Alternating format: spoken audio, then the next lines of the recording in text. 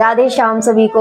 तो आज हम चर्चा करेंगे एक सिद्ध संत महात्मा जी, जिनके बारे में अभी अभी कुछ दिनों पहले श्री हित प्रेमानंद महाराज जी ने अपने सत्संग में बताया।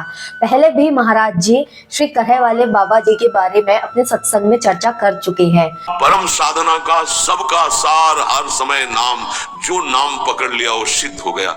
करह के महान सिद्ध बाबा रामदास जी महाराज, उनके दर्शन भी हुए, बड़ा सौभाग्य था।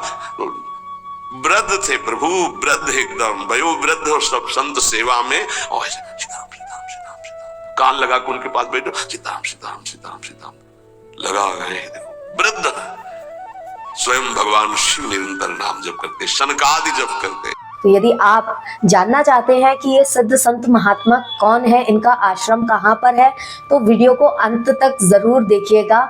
हम आपको वीडियो के माध्यम से क्विकली करह स्थान के दर्शन भी कराएंगे। करह वाले महाराज जी, जिन्हें लोग पटिया वाले बाबा के नाम से भी जानते हैं, भिंड, मुरैना, ग्वालियर, आगरा, झांसी, ओरछा, यहाँ तक और भी दूर दूर तक पटिया वाले बाबा जी की प्रसिद्धि फैली हुई है श्री राम जी की कृपा से। करह वाले बाबा के आश्रम में घुसते ही बराबर ना पहले नंबर पे तो देसी घी के मालपुओं की खुशबू आती है। यहाँ पर खीर और मालपुए की प्रसादी प्रसिद्ध है, क्योंकि हमारे रामलला सरकार को खीर और मालपुए बड़े पसंद हैं। ऐसा बताते हैं, जब पटिया वाले बाबा बाल्यकाल में थे तब मानसी सेवा किया करते थे और राम जी महाराज को खीर पुए की प्रसादी पवाते थे। एक बार उनकी मैया ने उन्हें देखा कि बालक खेतों की रखवाली करने के लिए बैठा है और गाय सारा अनाज खा चुकी है, सारी फसल खराब हो गई है और बालक पता नहीं अपनी ही धुन में बैठा हुआ है। तो उनकी मैया ने आकर, पटिया वाले बाबा जब छोटे थे, उन्हें गाल पर एक चांटा मारा और उनके मुंह से खीर और मालपुए निकले। तो उनकी मैया को बड़ी हैरानी हुई कि लाला, ये मैंने तो तुम्हें कभी खीर मालपुआ नहीं दिया, क्योंकि हमारी ऐसी परिस्थिति नहीं है, हम तो सूखी रोटी भी हमें बड़ी मुश्किल से नसीब होती है, ये खीर मालपुए तुम्हें किसने दिए? तो बोलते हैं, अरे मैया, ये आपने क्या किया, ये आपने थप्पड़ मुझे नहीं मारा, आपने राम जी को मारा। ये मालपुआ और खीर मैं नहीं, राम जी पा रहे थे। और ये बिल्कुल सत्य घटना है। और कई बार ऐसी मानसिक सेवा प्रत्यक्ष रूप से सामने आई है जब बाबा पटिया वाले छोटे थे। बाबा पटिया वाले का पूरा नाम श्री 1008 श्री रतनदास जी महाराज है, जिनके शिष्य हुए सर्व समर्थ श्री सद्गुरुदेव भगवान 1008 श्री श्री रामदास जी महाराज। पता नहीं कौन सी अवगुण पर रीझे मेरे प्रभु, जो श्री सद्गुरुदेव भगवान के द्वारा शरणागति मंत्र प्राप्त हुआ मुझे, और 6 वर्ष की आयु में मुझे श्री सद्गुरुदेव भगवान के शरण प्राप्त हुई। परम सौभाग्यशाली मैं खुद को मानती हूँ। और बस 2 लाइनें ही गा पाऊंगी मैं। तेरी करुणा का वर्णन करूं, मेरी वाणी में वो दम नहीं। श्री समर्थ सद्गुरुदेव भगवान के बारे में मैं क्या कह सकती हूँ। आज यदि मैं कह रही हूँ तो ये मुझ पर बहुत बड़ी कृपा है। और करह वाले बाबा जी, पटिया वाले बाबा जी के बारे में बस कुछ ही बातें मैं आपको बता पाऊंगी। बाबा का चरित्र तो बहुत बड़ा है, इसलिए मैं आपको बहुत शॉर्ट में, क्योंकि आपके पास भी समय कम होता है, संत चरित्र सुनना है, ठाकुर जी की कथा सुनना है, लोगों को ज्यादा इंटरेस्ट नहीं होता है। लेकिन हमारे ठाकुर जी एक बहुत सुंदर बात कहते हैं कि जिसको मेरी कथा प्रिय नहीं ना, उसको मैं प्रिय नहीं। जिसको मेरे संतों की चर्चा सुनने में इंटरेस्ट नहीं है ना, मुझे उसमें इंटरेस्ट नहीं है। तो सोच लो, करह वाले बाबा जी, जिन्हें पटिया वाले बाबा जी के नाम से भी जानते हैं, वो पटिया बहुत सिद्ध है, क्योंकि बाल्यकाल से हमारे श्री दादा गुरुदेव जी जिस पटिया पर बैठकर वो भजन करते थे ना, बाल्यकाल से वृद्ध आयु में समाधि लेने तक एक ही पटिया पर बैठकर उन्होंने जीवन पर्यंत तप किया है। और उन्हें स्वयं श्री रामलला जी के दर्शन भी प्राप्त हुए हैं, इसीलिए उनका नाम पटिया वाले बाबा पड़ा और वो पटिया भी सिद्ध हो गई है। पटिया के पास ही एक कुआं है। कुएं की मान्यता ये है कि हम पटिया वाले बाबा जी ने तप करके सरयू मैया से प्रार्थना की थी। सरयू मैया स्वयं प्रकट हुई है वहां पर। वो जल कोई साधारण कुएं का जल नहीं है। और जब भी उपयोग के बाद वो जल का स्तर थोड़ा कम होता है ना, उसके बाद वो पुनः अपने आप कहां से आ जाता है, पूरा कुआं पूरा फुल ऊपर तक भर जाता है।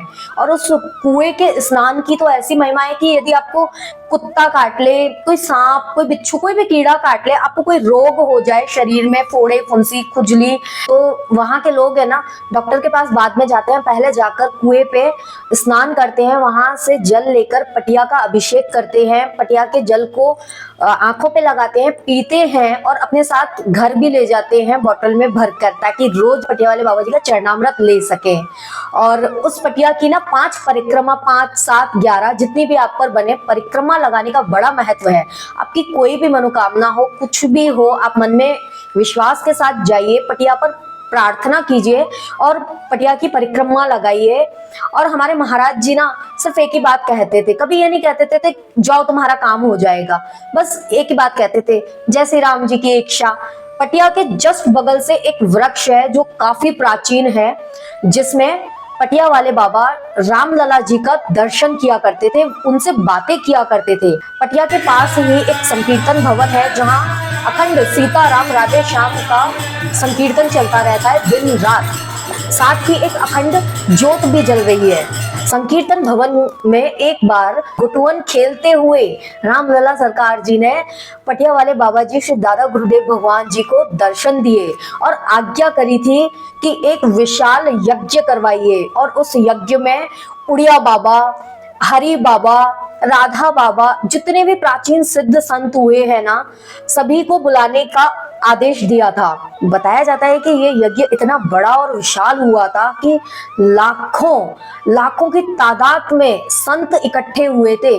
कहां कहां से सिद्ध संत आए थे कोई नहीं बता सकता। बाबा पटिया वाले के पास में गाय और शेर एक ही जगह से पानी पिया करते थे। आप विश्वास नहीं करेंगे पर यह बिल्कुल सत्य है।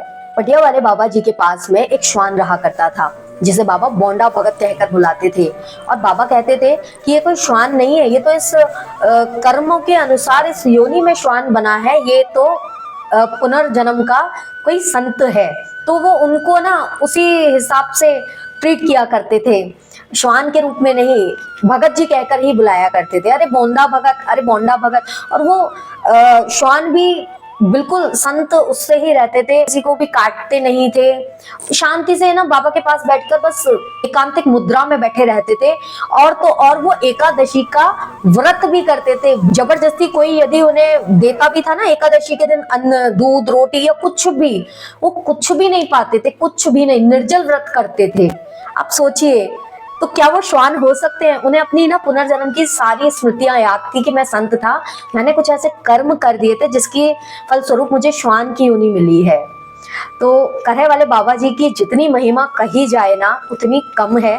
शरीर स्वरूप से तो श्री सद्गुरुदेव भगवान जी एवं दादा गुरु महाराज जी श्री करह स्थान पर नहीं है, लेकिन संत कभी भी अपना स्थान छोड़कर नहीं जाते। हर पल एक अनुभूति होती है। जैसे ही हम करह आश्रम में प्रवेश करते हैं ना, एक अलग ही पॉजिटिव वाइब्स आने लगती हैं। सीताराम राधे श्याम का वो संकीर्तन खानों में ऐसा घुलता है कि सारी परेशानियां ना बाहर ही रह जाती हैं।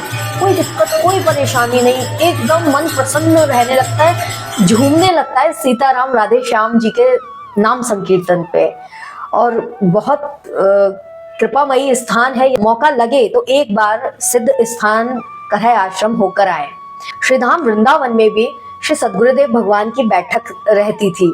अटल्ला चुंगी के पास करह वाले बाबा जी का आश्रम बना हुआ है। कभी मौका लगे तो वृंदावन जाते रहते हैं, तो वही दर्शन करके आइएगा करह वाले बाबा जी के। आज भी करह स्थान पर 110 वर्ष की आयु है हमारे बाई महाराज की, जो श्री सद्गुरुदेव भगवान जी से ही दीक्षित हैं। और 110 वर्ष की आयु में भी सेवा कार्य कर रही हैं और संतों की बड़ी महिमा होती है। अंत में बस यही कहना चाहूंगी कि श्री सद्गुरुदेव भगवान के विषय में क्या ही कह सकती हूँ। आज ये सब भी अगर मैं आपको बता पाई हूँ तो श्री सद्गुरुदेव भगवान की कृपा से ही और मेरे प्रियालाल जी की कृपा से ही कह पाई हूँ। और मैं तो परम सौभाग्यशाली खुद को मानती हूँ कि अपने गुरु स्थान और अपने श्री सद्गुरुदेव भगवान के बारे में कुछ कह पाई। और श्री सद्गुरुदेव भगवान की कृपा बस यूं ही बनी रहे। हमारे यहाँ ना बड़ा प्रसिद्ध जयकारा लगता है, बट पटिया वाले की जय हो।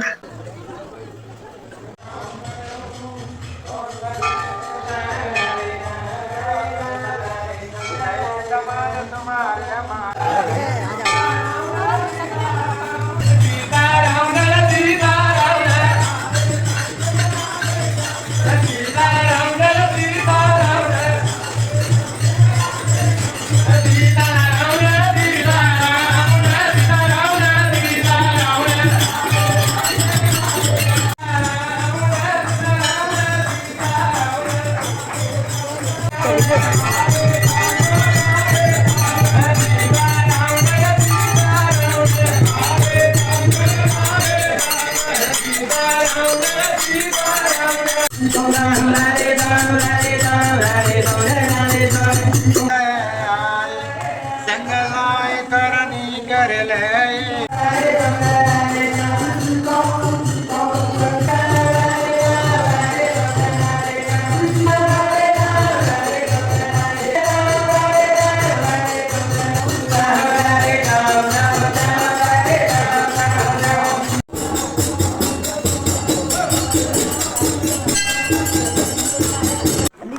itu udah ada.